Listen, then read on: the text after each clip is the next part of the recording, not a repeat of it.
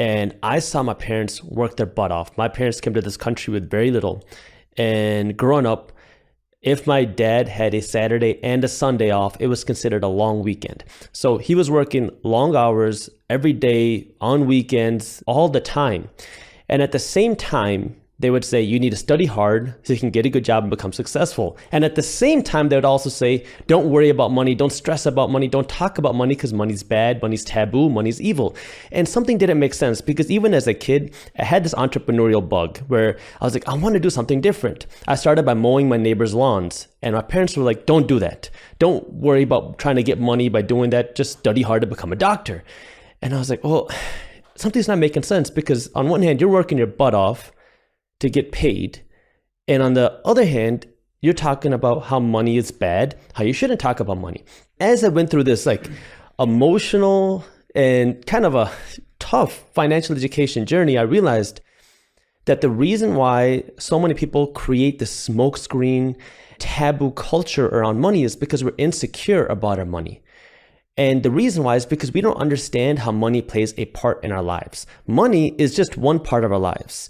You're right. Money is not going to make you happier. Money is not going to make you a better person. Money is not going to make you a good person. However, if you don't have money and if you don't understand money, well, that lack of money can impact your mental health. It can make you stressed, anxious, depressed. It is one of the leading causes of divorce. If you don't have money, you can start eating bad. You can't afford healthier food. You can't have the right gym membership. You don't have time to take care of your family. If you don't have money, you can't buy your spouse that nice vacation that they keep asking about. You can't take care of your kids the way that you might have wanted to. You can't give your kids the vacations. You can't give your kids the opportunities that maybe you want. Maybe you can't even buy the healthcare that you want because the reality, and this is, unfortunate or fortunate, the reality of the way the system is money talks.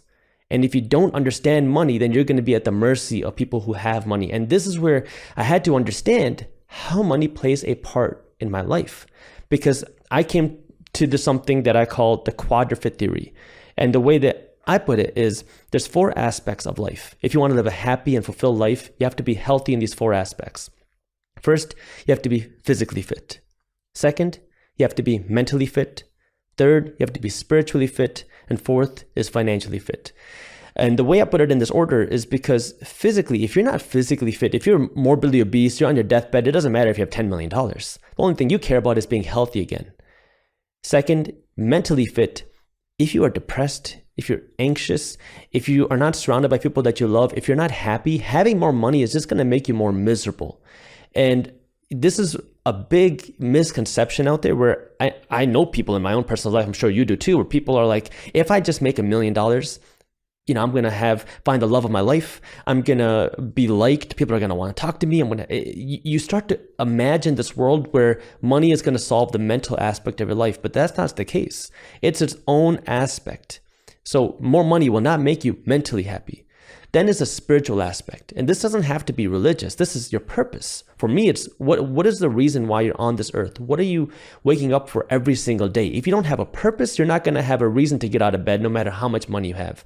After you have the physical fitness, the mental fitness, the spiritual fitness, that's where the financial fitness has the biggest impact and the most power to help you live the most fulfilled life, because now money is just the icing on the cake, man. It allows you to live a more fulfilled and a happy life because now you can do more of the things that make you happy. You can give more. You can buy more food for homeless people. You can do more things that give you happiness. Maybe it is writing books. Maybe it's traveling. Maybe it is giving. Maybe it is starting businesses. Whatever it is for you, you have the resources and the ability to do that. But that requires you to have that financial education and be willing to now go out of the way to talk about money and learn about money and understand that, hey, money is something that I need to understand. Money is something that I need to be willing to talk about. Money is something that I need to be willing to learn about, because most of us are never taught to think about money, myself included.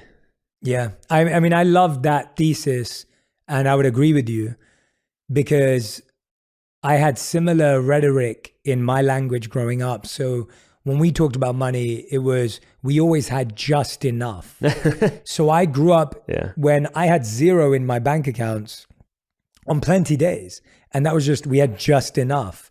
Or we often talked about money as if we went to a place where someone had a nice home or someone had a nice car, Yeah. the conversation would be, oh, well, that person does some sketchy Exactly. stuff. Or they must have done something that was stabbing someone in the back or Right. causing someone pain to be in that position. And so you start creating this very negative, toxic view towards money. Yeah. And like you said, at the same time, you need access to it.